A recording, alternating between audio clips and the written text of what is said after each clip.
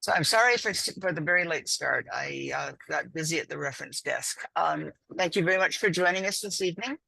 I'm a librarian at the Detroit Public Library, and we've had a strong program with the League of Women Voters Detroit since 2020. We actually started it then.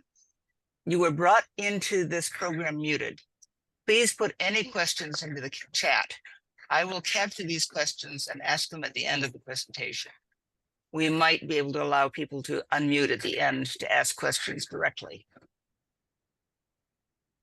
And we will have this presentation available with our other presentations on both the DPL's and the Detroit League's websites. Cheryl Bookoff will speak briefly about the League and the Detroit Group. Good evening, and happy to have you join us. We are a nonprofit, the League of Women Voters in Detroit. We are a nonprofit, nonpartisan political organization with national, state, and local components. For a century, we have worked to empower voters by informing citizens about local candidates, public policy, and advocacy programs. We encourage active participation in the political process. The League does not endorse or support candidates or political parties. We conduct candidate forums, register voters, hold informational meetings, and advocate for voter rights. So join us if you're interested in becoming a member. We'd be very happy to have you, but you're welcome to go on our website, and I'll put the contact information there so that you can go back and get the recording. If you look it up, it's League of LWVDetroit.org, and we have all the recordings from the forums, and we should on there. And democracy is not a spectator sport, and so that's why we are very committed to working with the library to do that. I just want to say also that I've learned recently that the League, the State League, is a member of the Michigan Environmental Council and works with the council as well as others to work on climate-related and environmental policy. So we're very happy, I know, to have Ellen here to inform us more about what they're doing, she's doing, and hopefully what we as collaborators can help do too. So thank you. Thank you, Cheryl. Yeah. Ellen serves as the Detroit Program Manager for the Michigan Environmental Council. She works on a wide range of issues in the city of Detroit, such as environmental health, good governance, and public transportation. She lives on Detroit's east side with her husband, Scott. And tonight she will be talking about how the election results in November could be shaping the environmental policy advocacy in Michigan for the next couple of years. And she will also talk about the Michigan Environmental Council's Detroit program and the issues that they work on. Ellen, thank you. Thank you so much for having me. I'm really flattered to be asked to come speak to your group. I'm a huge fan of the work that you guys do at the League of Women Voters and at the Detroit Public Libraries. So I am going to share my slides. So let me know if this works.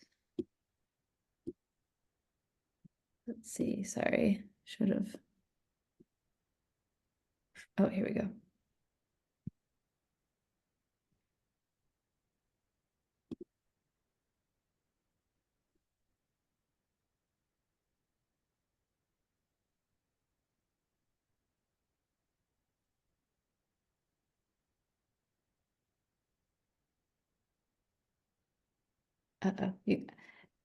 Sorry, I had to change the That's why we were supposed to test early. I apologize, guys. You should be able to share your screen. Let me make sure. You're a co-host. Yeah, it was something weird with I just got a new computer and it was like a security setting thing. I've never seen that happen before.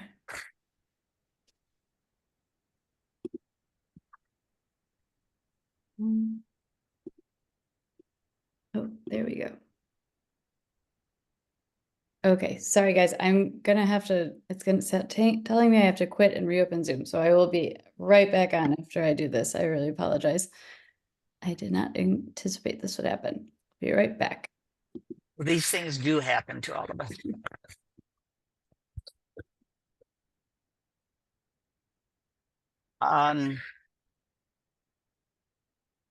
I will say right now that the YouTube channel for our recordings, I'm putting into the chat right now.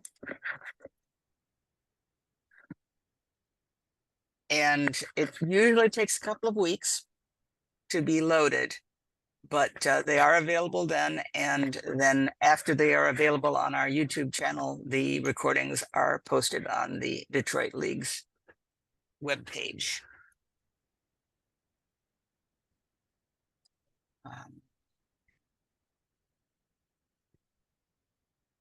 Does anyone have any questions? Oh, I've got to let her in. Does anyone have any questions? You can put them in the chat.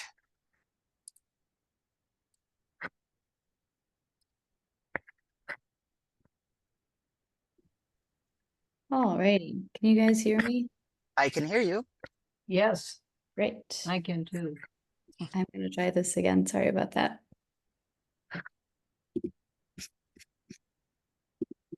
All right, can you guys see this? Yes. Great.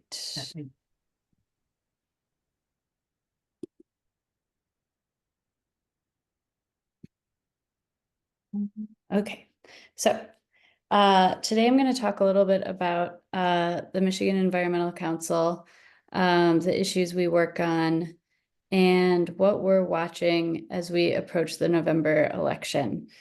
So I'll start with just a little bit about us. This is our mission, to champion lasting protections for Michigan's air, our water, and the places we love.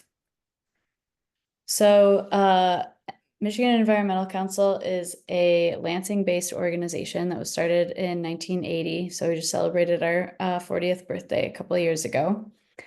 The primary work that we do is policy advocacy and lobbying. So we have a team of lobbyists who work in Lansing on a wide range of environmental issues. And those issues include climate and energy, all things water, land use and conservation, environmental health and justice, transportation, and good governance. So that's making sure that the state agencies are doing their jobs. Another really important facet of our work is what we call our movement building work. So that includes our statewide membership network, of which the League of Women Voters is part. We have about 100 organizations across the state of Michigan. We like to say we've got members from the Menominee River to the Detroit River. And that network is always growing. And so if you are involved with an environmental organization, we would love to have you join as a member. My contact information is at the end of the slideshow, so feel free to reach out. Among our other movement building work, we run a fiscal sponsorship program for new and small environmental organizations who don't have the resources to do their own admin and operations work. We have a 501c4 organization that does campaign work, so ballot initiatives. We're not authorized to do electoral work with that C4, but we do ballot campaigns. We also have a small but mighty communications team that does newsletters and a podcast and all kinds of really helpful environmental writing. So I encourage you guys to check out our website if you're interested in learning more. That's environmentalcouncil.org. And last but certainly not least is our Detroit office. So we have an office in Detroit, in Milwaukee Junction.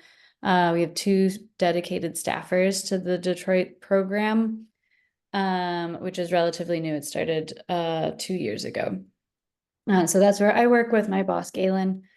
And now I'm going to talk a little bit about the work specifically that we do. So I'll start with the movement building work of the Detroit program. We do a lot of like power building within the Detroit environmental community. So I run a coalition called the Detroit Environmental Agenda. Again, if you're involved with a local environmental organization that you think would be interested in joining some of this work, please feel free to shoot me an email. The Detroit Environmental Agenda is a coalition of local environmental orgs that meets monthly to share updates on our work and campaigns and learn from speakers and just generally keep in touch regularly, because we find that developing strong personal relationships and interfacing with one another a lot makes us better advocates because we're better friends. So Galen runs something called the BIPOC Community of Practice. That is a program for BIPOC executive directors of sustainability organizations. So there's a lot of organizations in Detroit that have Black and Brown executive directors. And a lot of those folks some of them are new, some of them are seasoned, and so they get together monthly and share share their experiences on what it's like to lead an organization and learn from outside speakers as well on things like how to read financial documents, how to develop strong relationships with boards of directors and stuff like that. It's a really cool program. It's in its first year right now, but we're excited to launch the second cohort next year with support from the Kresge Foundation. We also do a lot of community engagement work and support of our frontline partners. So there's a lot of groups on the ground in the city of Detroit that are fighting things like concrete crushers, polluting industries in their neighborhood, and we work with those groups to uplift their issues to the city council, the county commission, and the state legislature. Our policy work that we're working on currently, we are working on some cumulative impacts legislation. So that's air quality related. I'll get more in depth about that in a moment. We are working on getting some money to clean up the Detroit and Rouge River, so clean up the contaminated sediment at the bottom of those rivers. We serve on the SEMCOG Healthy Climate Task Force. So SEMCOG is the Metropolitan Planning Organization for Metro Detroit, and they are working on their own healthy climate plan right now. We serve on the Wayne County Air Quality Task Force. And last but certainly not least, we are working on a transportation funding overhaul campaign with transportation advocates around the state. So just wanted to start with some key terms, since I realized when I was making this presentation that I use a lot of abbreviations. So the one that I will say the most often is EAGLE, and that is the Michigan Department of Environment, Great Lakes and Energy. It was formerly the Department of Environmental Quality, but that's the state agency that monitors polluting industries in the state, groundwater, surface water contamination, that sort of thing. So they give out permits for any industry that is seeking to emit pollutants into the air or into the water. EVs are electric vehicles. That's a pretty common one. BIL is the Bipartisan Infrastructure Law, which was passed in 2022. And the IRA is the Inflation Reduction Act, which was also passed in 2022. Those last two are both pieces of federal legislation. All right, so I'm going to dive in now to sort of the main content of the presentation, which is, what does environmental policy advocacy look like after the 2024 presidential election? So I'm going to start by talking a little bit about what the last 4 years have been like to kind of ground us in what kinds of changes we might anticipate depending on the results of the election. So in the last 4 years, I mean, it was really a completely uncomparable, or just a very unique presidential term, I would say, largely because of the COVID-19 pandemic, right? So the COVID-19 pandemic, and it's sort of at the federal level, saw 3 massive funding packages, the likes of which that we've never seen before. They called them like once in 100 years funding packages. Although where we sit in the environmental world, we're starting to realize, especially with climate disasters happening with more frequency and causing greater destruction, that these kinds of federal funding packages are something that we'll actually be needing probably once every 10 years. So in 2022, we saw the Inflation Reduction Act, which for Michigan included home energy rebates. So you could get rebates for changing out your windows, for replacing your washer dryer with something more efficient, for replacing your gas stove with an electric one. We got $150 some million for the Michigan Solar for All program. So that was a incentive program for people to put solar panels on their residential roofs. And lastly, there was an EV tax credit created. So Michigan residents are eligible for $7,500 towards the purchase of a new electric vehicle, or I think $4,000 for the purchase of a used electric vehicle. We also had the bipartisan infrastructure law, which did a few key things for Michigan.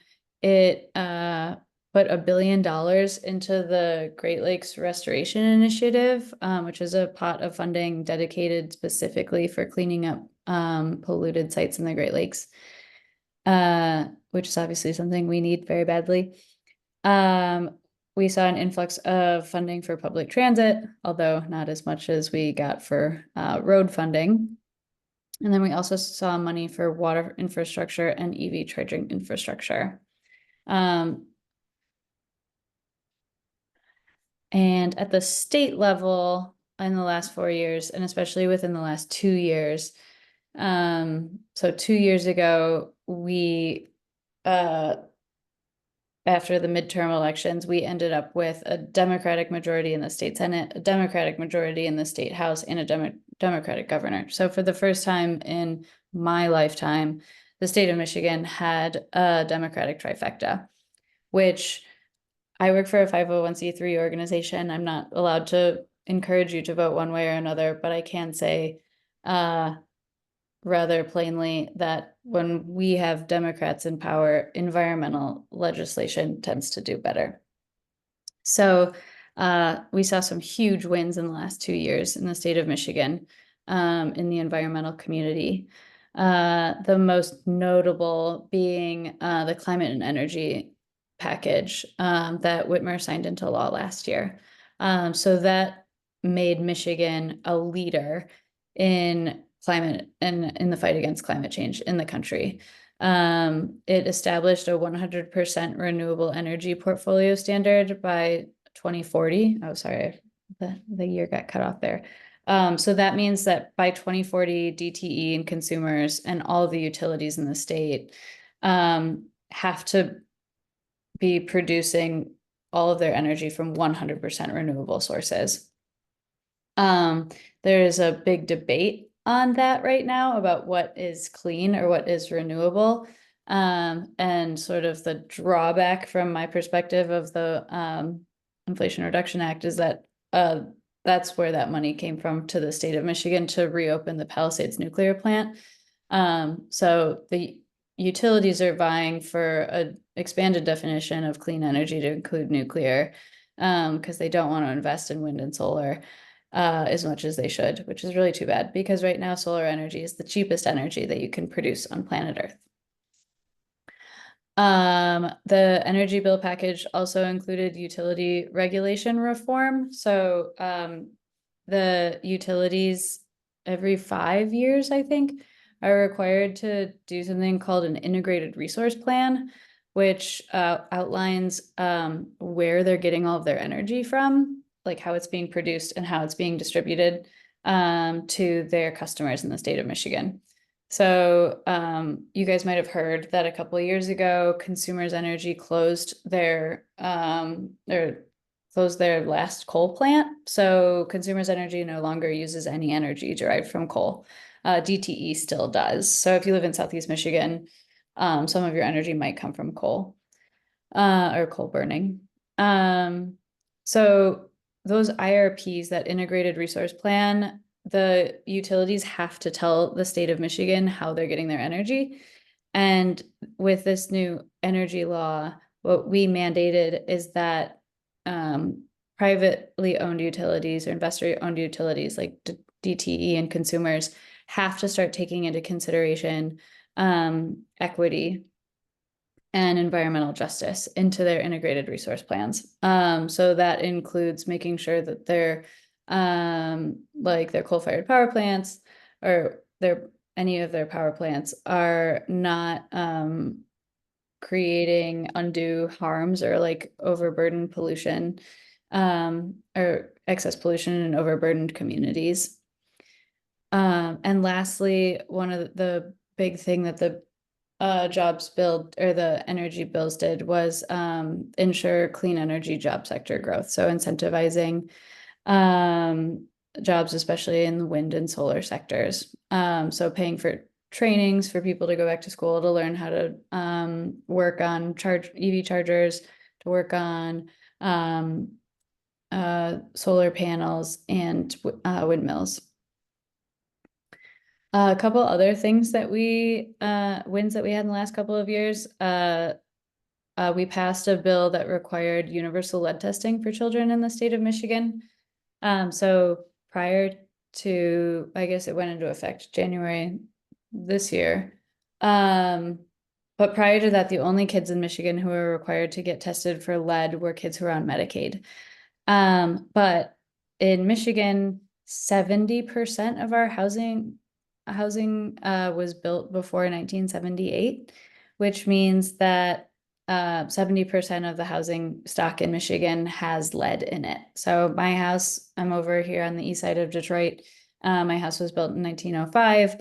My house has lead on around the windows on the outside. It has lead paint on the underside of our front porch.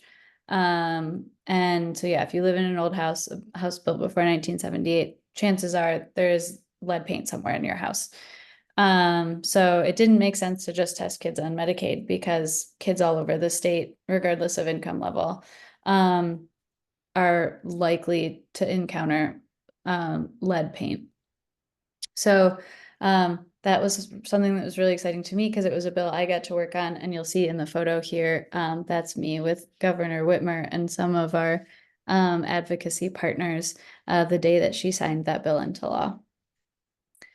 Some other things that we saw in the last 2 years, increased funding for the Department of Environment, Great Lakes and Energy. Governor Snyder had whittled that department down to a fraction of what it had been. At some point, it was 2,000 full-time employees. I think Snyder cut it down to under 1,000.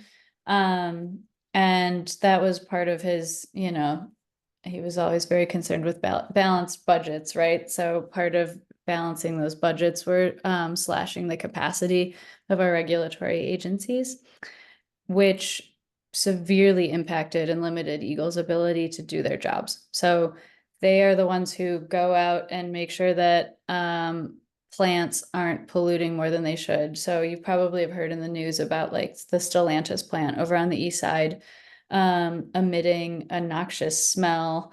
There's a lot of plants in Southwest Detroit too that people will call and complain about. And so if you don't have enough Eagle employees, that means you don't have people who can go out and actually see what's going on and see if these companies are violating their air quality permits. So now Eagle's back up to 1,600 full-time employees. So almost back to where they were before Governor Snyder. The last thing that we were able to accomplish with the Democratic trifecta in Michigan was the repeal of something that we call no stricter than federal. So we had a law on the books in Michigan that was passed either during the Engler administration or the Snyder administration, that banned any regulations that were stricter than what the federal government set. So if like, so for example, the like Department of Housing or no, the EPA sets like a safe lead level at, they recently lowered it to 3.5 micrograms per deciliter. And like we couldn't, before that, it had been, I think, 5. And so like the state of Michigan wouldn't be able to set a standard that was any lower than what the federal government had on their books. So even though there's no safe level of lead in your blood and the EPA had it set at 5, we couldn't have set it any lower than that. So we had to wait for the EPA to lower that number before we could lower it. But not anymore, because now we've repealed that no stricter than federal law. So we're able to set regulations that are stricter than what the federal government has. So California famously is usually way ahead of the federal government. So now in terms of regulating toxins and pollutants, so now Michigan will be able to do that too. If we have favorable legislators in the state and house, and if we have a governor that's interested in doing that. So as I was mentioning to Cheryl and Jennifer at the beginning of the meeting, there's so many priorities on the books for the environmental community. It's very hard to list them all. I tried to distill this list down into some of the top priorities for Michigan Environmental Council and our partners. So I'm just gonna give a little bit of an overview about each of them until the last two, because those are ones that I'm specifically working on and I can go into greater detail for you guys. So some of the big things that we're trying to see in the next couple of years are polluter pay legislation. So that's pretty self-explanatory. It would require any person or entity that polluted the water or waterways to clean it up, water or ground. So you guys might remember like a couple of years ago, or last year, we had there was a big chemical spill in the Huron River. So currently our laws in the state of Michigan don't require that company to pay for the cleanup of the environmental hazard that they caused, which is really stupid. So polluter pay is really, really high on everyone's priority list in the environmental community to make sure we can hold people accountable if they spill some sort of contaminant or harm the environment. Another thing that we've been working on for a long time is establishing a septic code for the state of Michigan. So Michigan is the only state in the country that doesn't have a septic code or a system of septic system regulation. So any other state in the country, they have a system where you have to get your septic system inspected every 5 years, every 10 years. We don't have that. However, we have a lot of septic systems. If you go up north or pretty much anywhere north of probably 17 Mile, a lot of those houses are going to be on septic systems. And because we are the Great Lakes state, we have really, really high groundwater. So if those septic systems fail, that sewage is going right into our groundwater. So we've been pushing for years to establish a code for the state of Michigan. We have legislation in the House right now. We'll see if it moves. I'm not sure it will before the end of the year. The next one is community solar. So this is something that was landed on the chopping block of those climate and energy bills that I talked about earlier. Currently, the state of Michigan does not allow people who own residential solar panels to put energy back into the grid.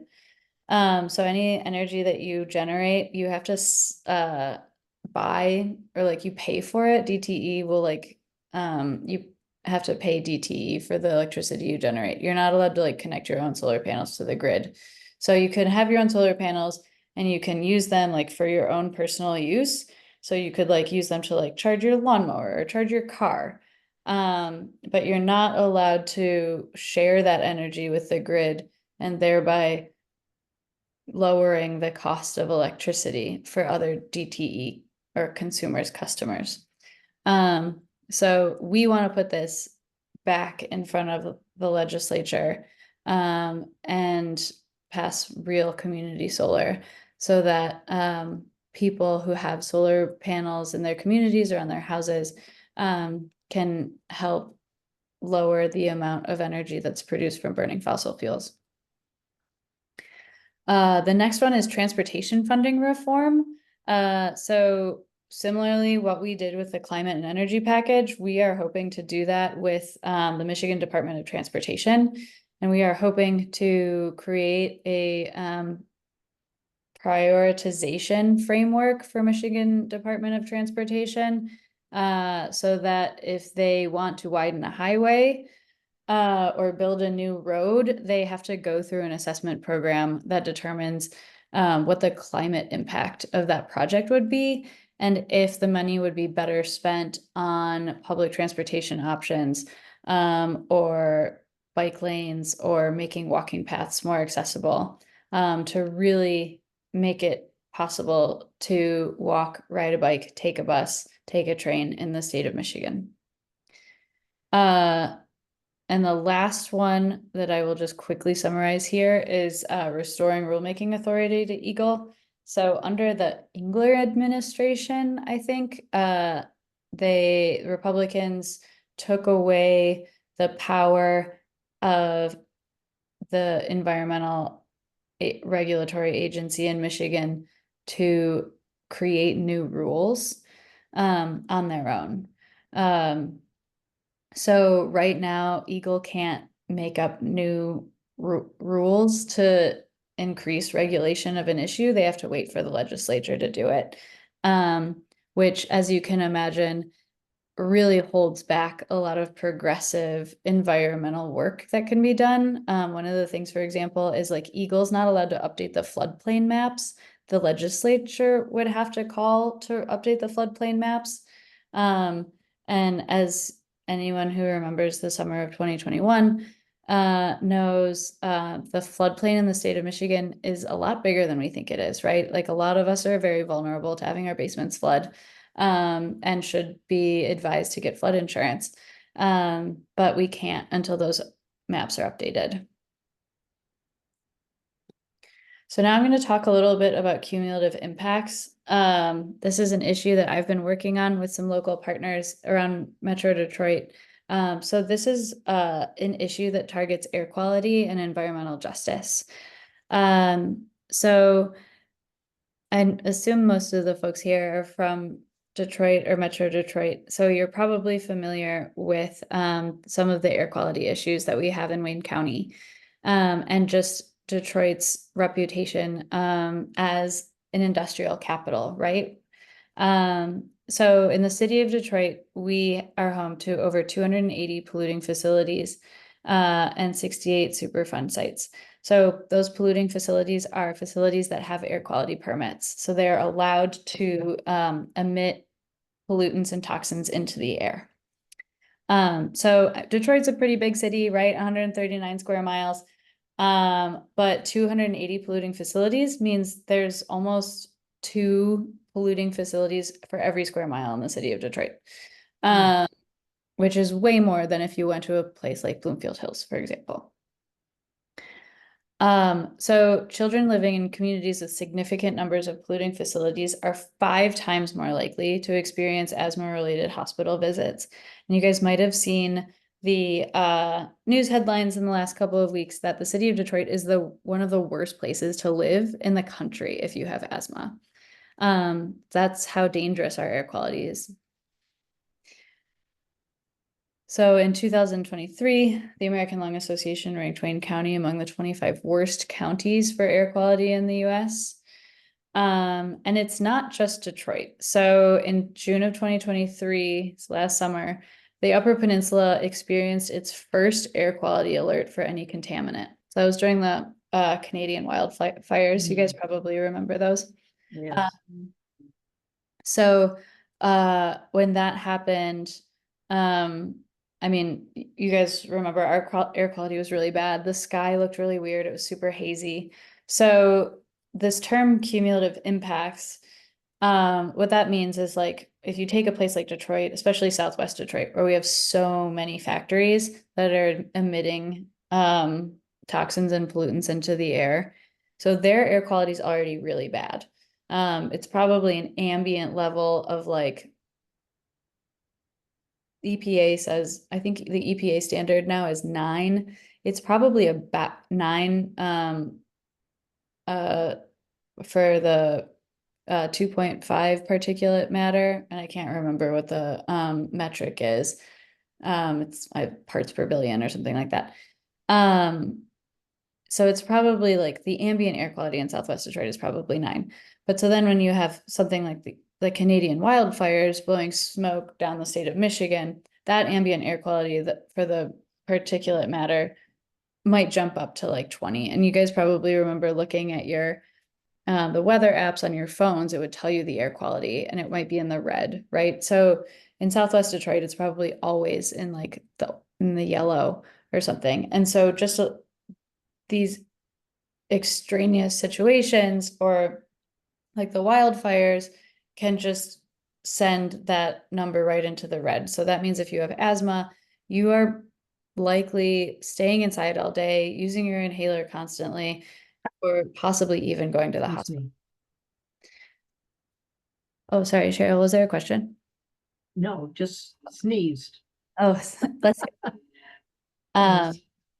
So, and then, it's not always the wildfires, right? Sometimes, these wildfires are out of our control, but there are things within our control, right? And those are the establishment of a new factory. So if you live in a place where the air quality is already really bad, maybe you don't have transportation, so it's hard for you to get to a doctor. And then a concrete crushing facility opens in your neighborhood.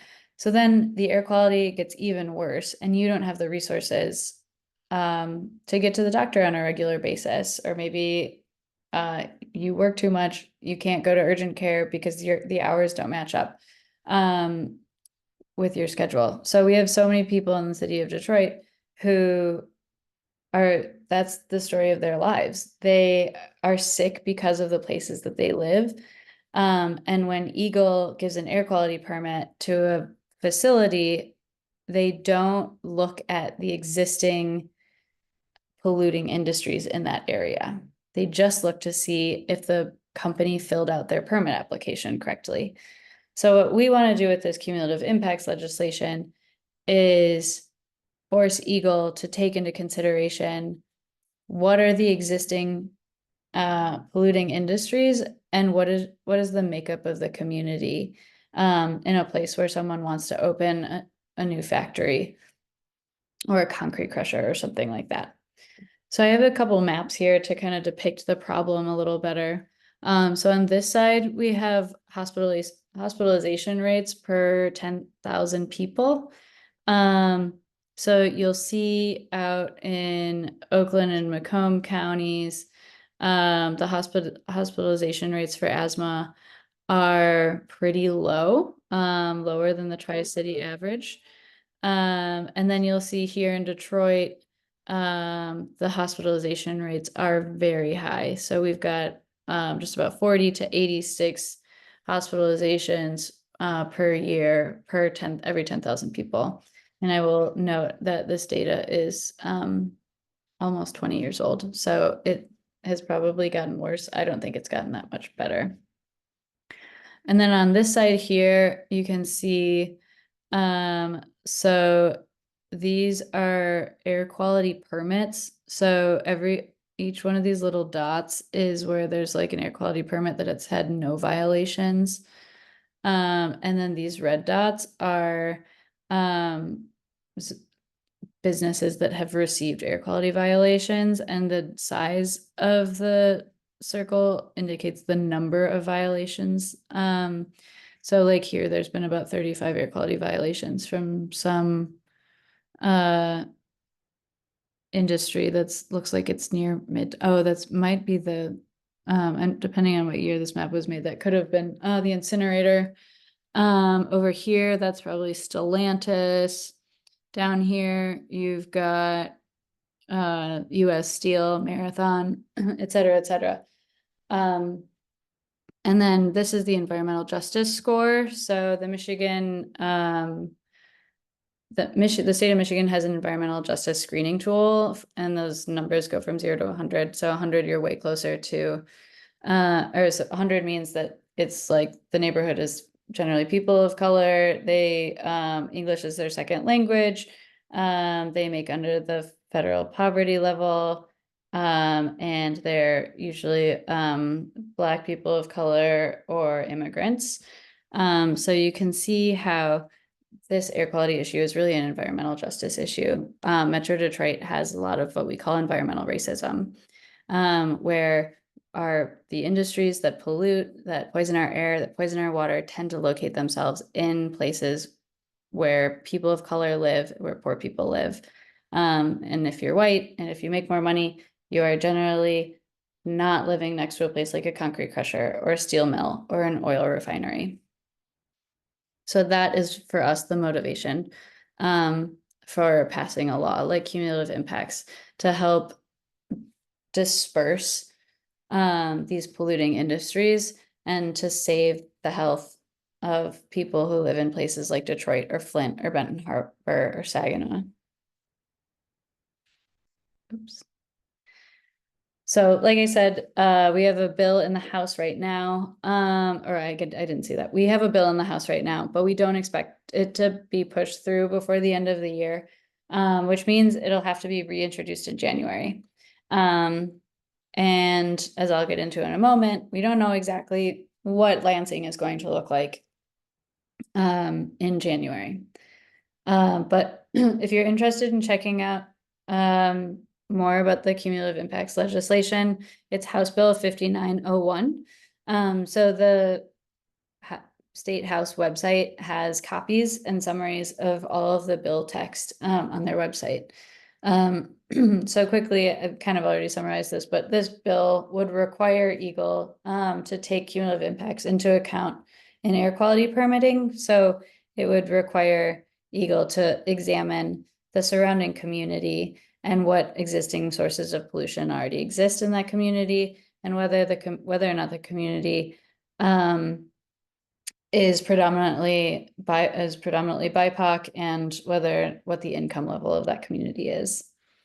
And so most importantly, enables Eagle to deny permit applications in frontline communities. Right now, Eagle doesn't really deny any permit applications. So the other big issue that we're working on right now that could be impacted by the results of the election is cleaning up the Detroit and Rouge Rivers. So some of you guys might remember the Uniroyal tire plant that used to be on the banks of the Detroit River. We've got a photo of it right here. So for about a century, we've been home to the auto industry, right? So not just the companies that make the cars, but the companies that make all the stuff that need to go on the cars, like the tool and die factories and the tires and the paint and all this stuff, which has created so much pollution.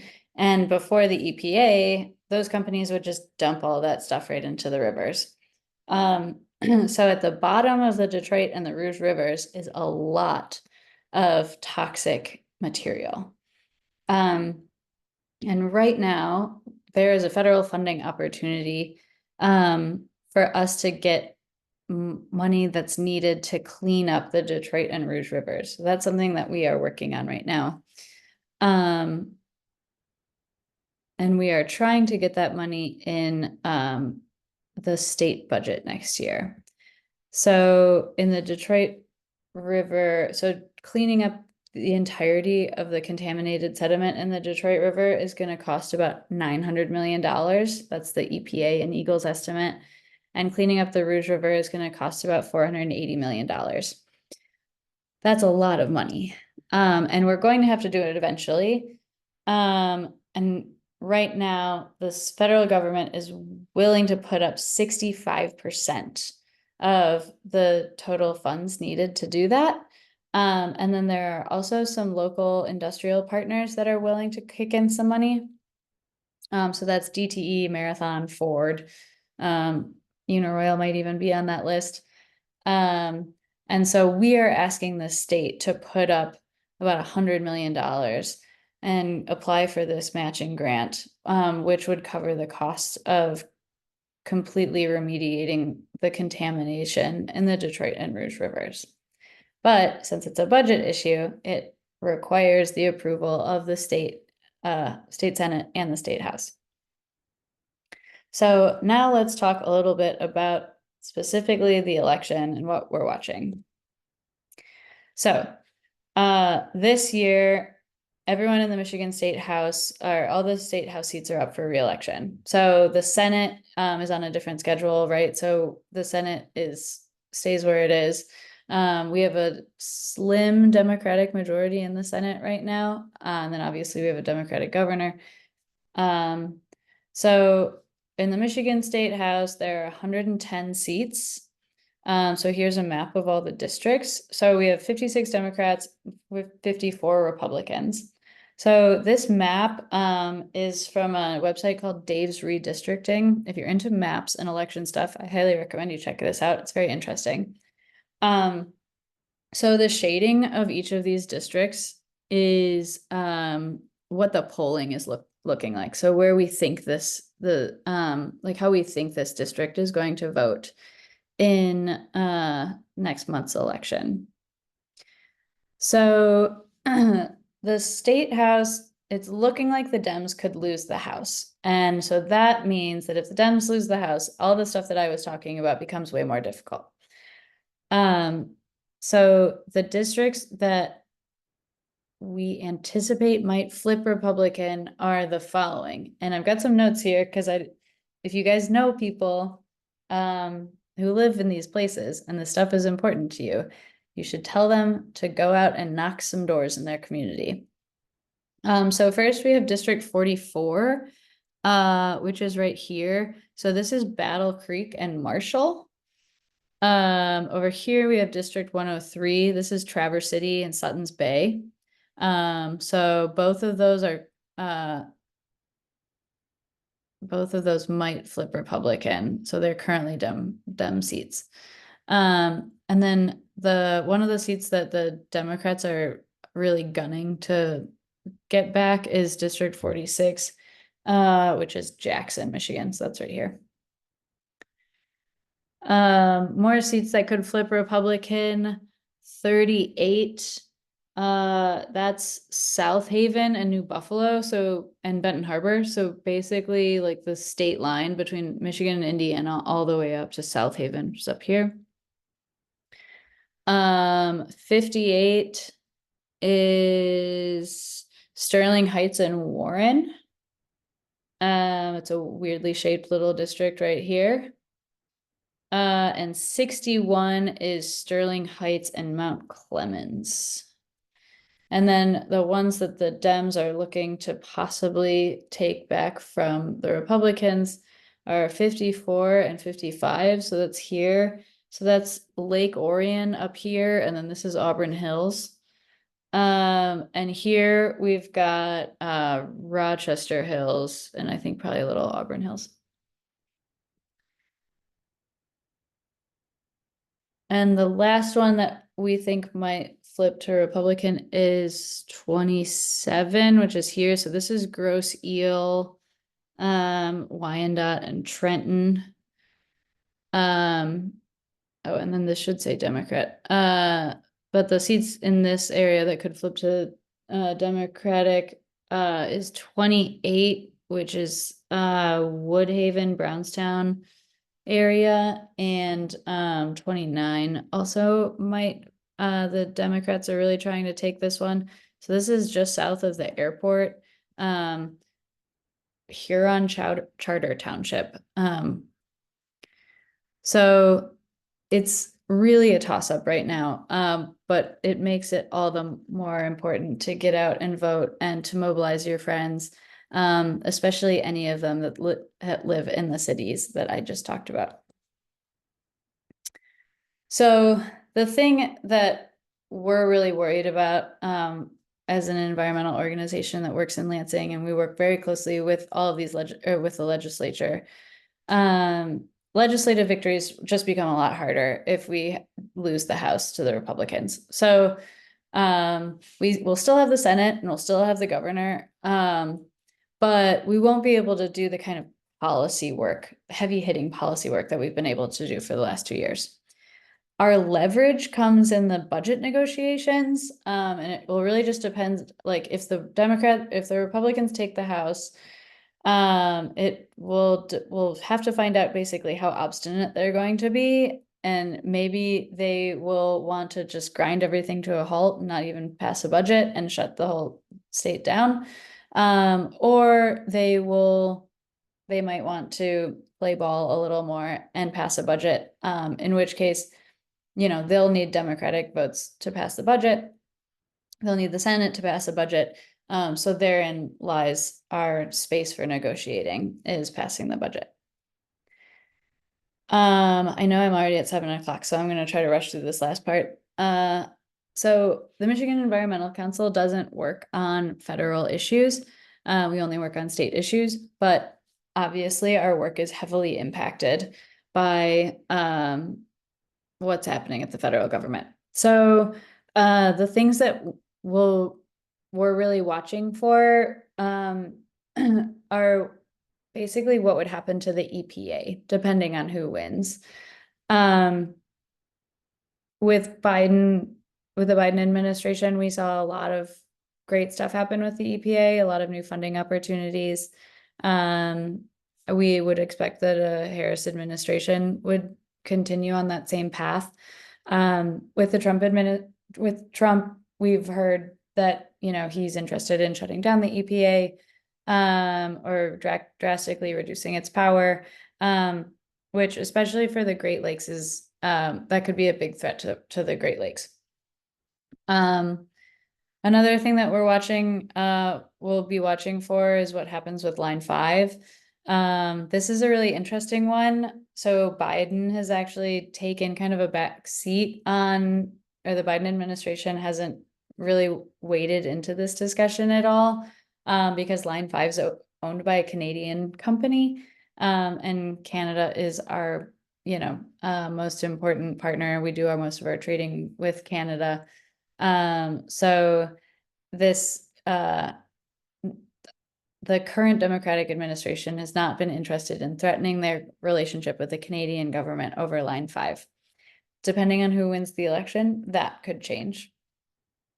And what we anticipate is, Kamala Harris is currently our vice president. If she wins the election, we anticipate that sort of funding opportunities and environmental planning and policy work will continue on as it has gone for the last 4 years. If Donald Trump wins, we anticipate that national foundations and organizations that do environmental policy at the national level will start targeting the state level instead. So like your NRDCs, your Sierra Clubs, your League of Conservation Voters, those organizations that have like money and influence in the environmental world, they will really start trying to do more work at the state level, because that's where the more like friendly playing fields will be for beefing up environmental protections. And this is the new I voted sticker for the state of Michigan, which I'm very excited to get next month. So yeah, that's the long and short of it. Again, my name's Ellen Vial. I'm the Detroit program manager. This is my phone number and email, and I am happy to open it up to questions.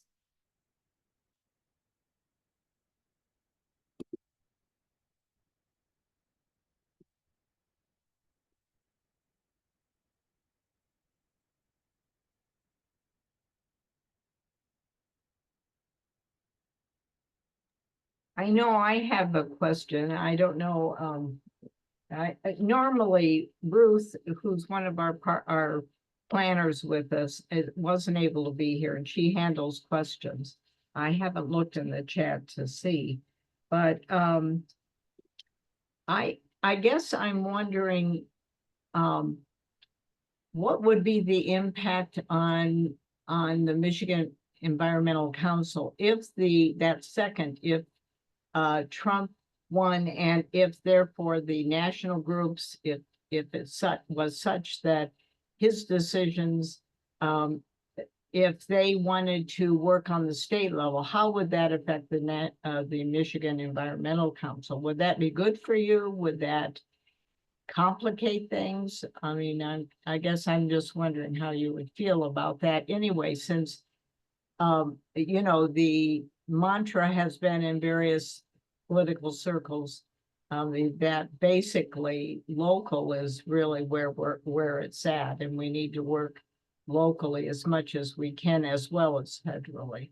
So, Yeah, so speaking personally and not as a representative of the Michigan Environmental Council, that's, I hope that's not the outcome we're faced with. But if it is,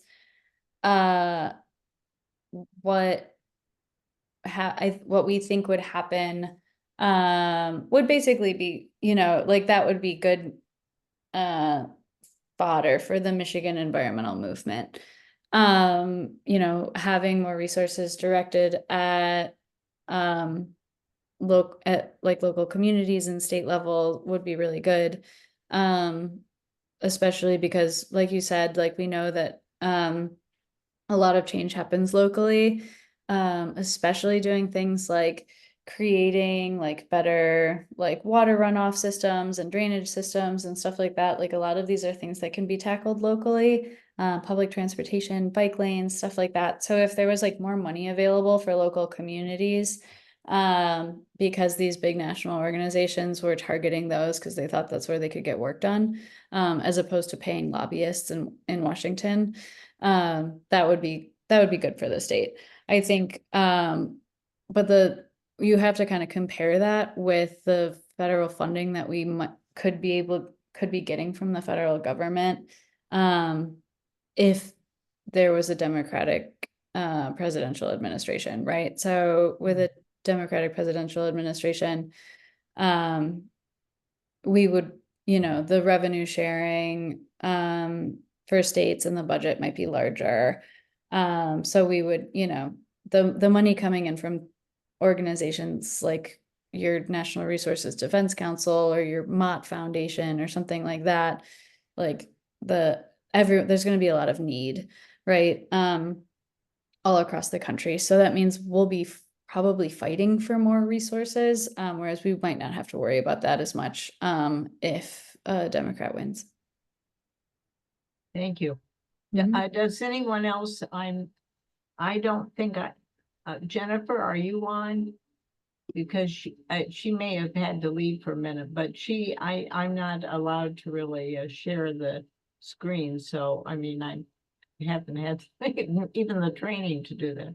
But if anyone has a question, I don't see anything in the chat, so feel free to unmute yourself if you can, and certainly you could unmute or stop the video, or allow the video, but it's up to you. So if you can ask it, just go ahead and we'll, I can't see you, so just, anyone have a question? Oh, here I can stop sharing. Do you see any, Jennifer? Do you see any? You're on mute, or I think. Oh, that's You're weird. not on It's mute. not on mute, but we can't hear you. Right, thank you.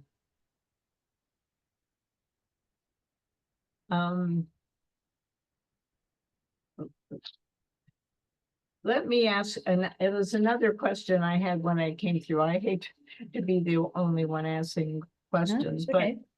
the talk has been so wonderful. I must say, I learned a great deal, and I'm just admiring not only yourself for what you know and how you understand this whole system out there, but your organization. And I guess one of my questions would be, how did you get involved in this, if I may ask that kind of a question of you? And how did you pick up both the large view of what happens in government around these issues and the more localized working with the community? Because it seems like they're very, they're different skills and different interests, but they also are very important, both of those, and feed into each other, I'm sure.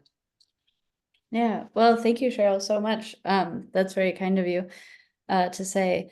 I got into this work. I don't know, environmental issues have always been something that have been really important to me. I think I can remember since high school. I went to high school in Royal Oak, and we had just really great teachers and really really great instruction and like thoughtful programming, and learning about global warming was just something that they emphasized a lot throughout our time there. And then I went to University of Michigan and I studied international relations with a focus on climate change or with a focus on global health and the environment. So really looking at the intersection of human health and environmental factors. So that really, even though my degree was in international studies, it really led me back home a lot, because some of the like gravest environmental issues and intersections between like some of the greatest environmental health issues, I think, are here in our own backyard, right? Like protecting our Great Lakes, and protecting our residents from pollution and from decades of environmental racism. And so I became really interested in learning about how urban planning impacted the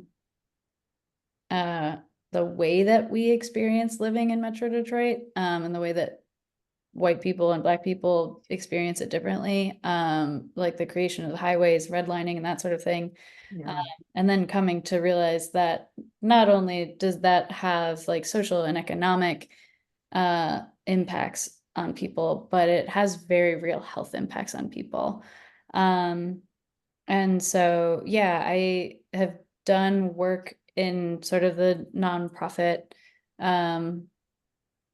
world in Metro Detroit for over 10 years now, and started working at the Michigan Environmental Council 4 years ago, in spring of 2020. So I came on during the pandemic, which was really interesting. I had like never done a Zoom call before, and suddenly I had a job that was entirely on Zoom.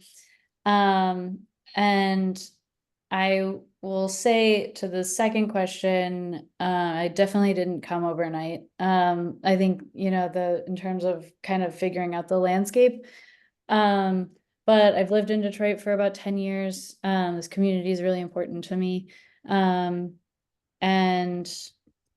so I think from that end, that's how I kind of got a grasp of local issues and working and doing community engagement work. But I've been here for 4 years now, and I think this is like the longest job I've ever had, and which is funny, but I think like, I don't know, I'm 32, so I feel like millennials like love to hop around a lot. And I've been just having this feeling recently that like there's so much value in sticking around long enough to feel your work have an impact. And that's been something that's really motivating for me lately, especially having the opportunity to work on that universal lead testing bill last year, getting to, I don't know, take a selfie with Governor Whitmer, and then just to feel like, I think with this contaminated sediment funding, I think we're going to see it happen. I think even if Dems lose the House, I think we're going to see a supplemental bill in the fall. And so I don't know, it's like I think sometimes like young people start jobs and in the beginning it feels sort of defeating because you're like, oh, I should be so much farther along. I should be like clocking all these wins. But it just does, life doesn't happen like that. No. Thank you very much. I appreciate that. And Jennifer, go ahead if you see I something. think I'm back. I Yeah, think you're I, back. all right. I'd adjusted the mic, and so I apparently turned it off. Well, you're right in the solar system, at least it looks like, so Yeah, it that's looks good. great. Oh, that's a picture by Adrian Bradley, who gives a lot of presentations for my astronomy program. And so I've collected his pictures and I like to use them as backgrounds. But does anyone else have any questions? We were kind of rocky in our start, but I think it's gone very well. Thank you, Ellen. It's very informative. One other question, if nobody else has it right this moment, but please interrupt me if you do. I guess I'd like to know what you would suggest, because I know you and I talked earlier that you had a newsletter that had some really great, things that people could grab a hold of. I don't want to distort from the really big things that you're doing. I mean, I think we could all send a letter to, so help us on what we could do as individuals, since many of us are not connected into an organization other than the league, some here, and you may be in others that could participate within Detroit's group or in the larger collaborative. But what can we do, such as the bottle bill thing that I read about? I just think bringing it to us and challenging us to do something about this more than we're doing now. So I know that I feel like everybody says this when posed with a question like that, but you can sign up for our newsletter, which I know isn't very exciting, but one thing so for stuff like the bottle bill or any of these issues that I talked about that go up for a legislative vote, like one of the things that we always need is for people to when something's up for a vote, to call their legislator and tell them that it's important to them. Because we're in Lansing talking to these folks and they're just like, oh, that's just Michigan Environmental Council. Like they just say that because they care about the environment. But if they go home to their district on a Friday and you go to their office or send them an email and say, hey, cumulative impacts policy and protecting people's health and their air quality is really important to me, that legislator is going to be like, oh, this is actually important to my community. It's not just important to the environmental advocates. And that will make them way more likely to support an issue. So we can tee it up, but it's really up to residents and constituents in districts to push people over the edge, or to push legislators over the edge to voting for that issue. And Cheryl, I will say on bottle bill, it's a really interesting one. So that one is something that we're looking at putting to the ballot in 2026 because it doesn't have a lot of support in the legislature. But the Michigan bottle deposit law is the most progressive bottle deposit program in the entire country. And is from where we sit, we think that if we expanded it to so many different containers, we would be way better at recycling, because we know that like not everything you put in your recycling bin is actually makes it to, becoming a new receptacle.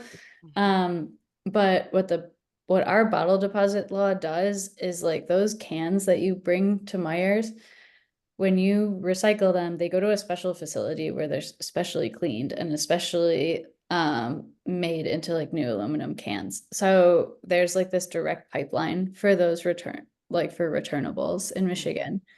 And if we could do that with more containers, we know that we would be saving the world from a lot more plastic pollution. So well, I know that I'm sorry. ahead. I know that when the bottle bill passed initially, who is going to buy bottled water? You don't have to think about it because nobody's going to buy bottled water. Mhm.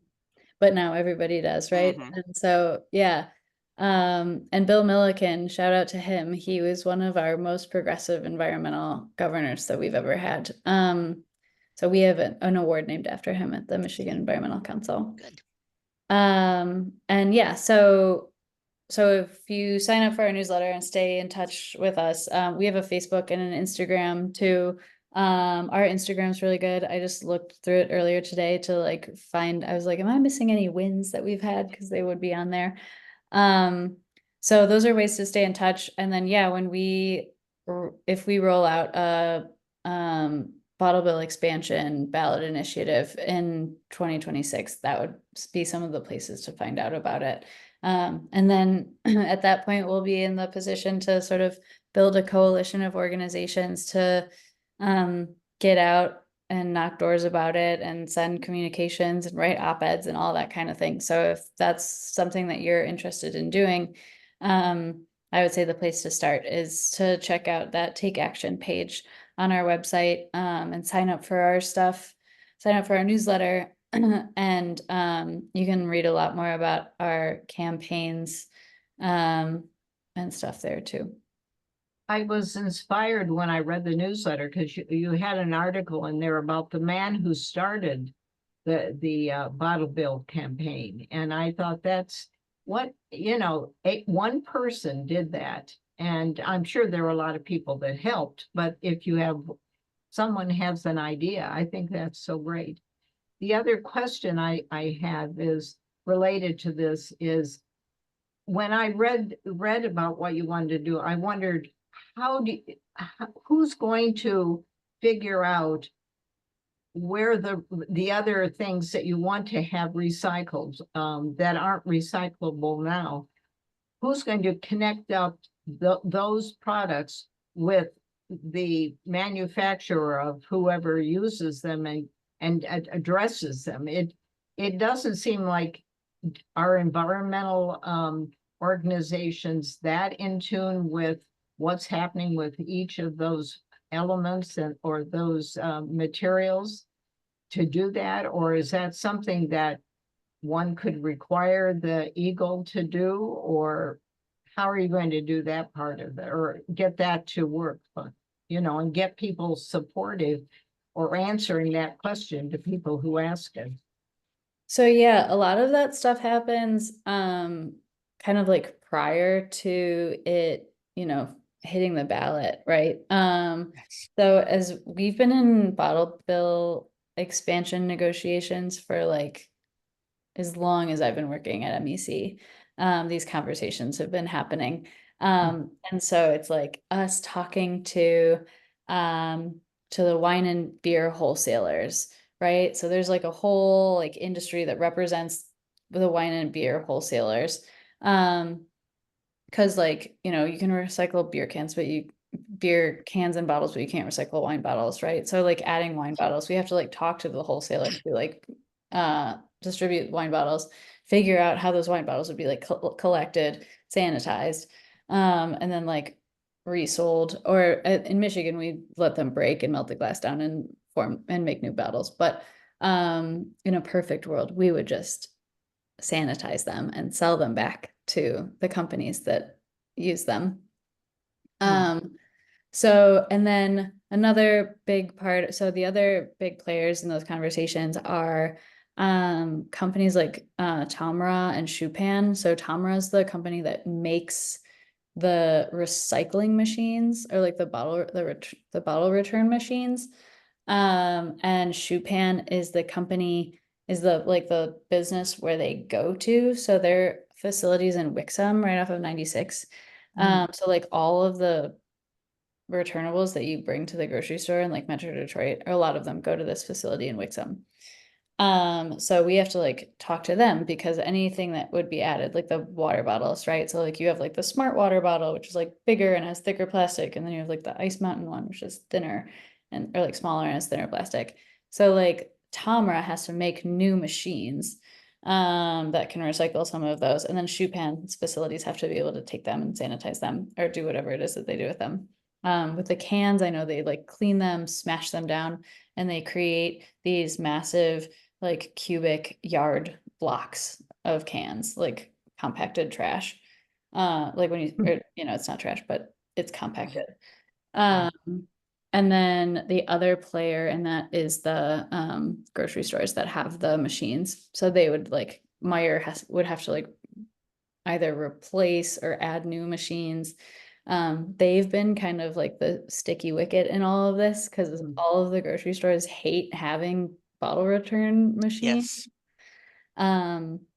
Especially after the pandemic. They like really tried to use the pandemic as a opportunity to phase out some of their returnable facilities, but per Michigan state law, they can't. So yeah, it's a lot of just negotiation. Like it's so funny because it's like, I don't know, the way that it gets down to like such granular detail. At that point, I'm lost. It's like you've totally lost me. It's boring at that point. But some of my coworkers, like they really enjoy that stuff. So Thank you. That was helpful. Yes, well, thank you, Ellen. And nobody's raised a hand, so I guess we have no more questions. But I will certainly be following. We have Haley Lefevre says, I don't have any questions, but I really enjoyed the presentation. Thank you so much for your time. thank you, Haley. And yeah, thank you, Cheryl and Jennifer, for inviting me to speak. I really appreciate it. And like I said earlier, I just huge fans of both of your organizations, and I love the library so much. And we're going to promote this on the library recordings and on our live and our events that we have recorded. So we hope to really get other people involved in this and to check in more with the state league just to find out what they're doing as a partner with you and see what we can do to expand that in the Detroit area. So. Awesome. Yeah. Well, you've got my email and stuff. I'd be happy to chat further. Okay, thank you. And we may ask you to come back another time. I'd be happy to. I've put the link to the library's YouTube channel specific to League of Women Voters programs, and I've put the homepage of League of Women Voters Detroit in again. I know you've had it before, but thank you everyone for coming. Thank you very much, Ellen. Thank you, Cheryl, as always. You're a vital part of our team. Well, So, appreciate it. Thank you to everyone too. So goodbye. bye. Thank you. Bye, Have a good guys. evening.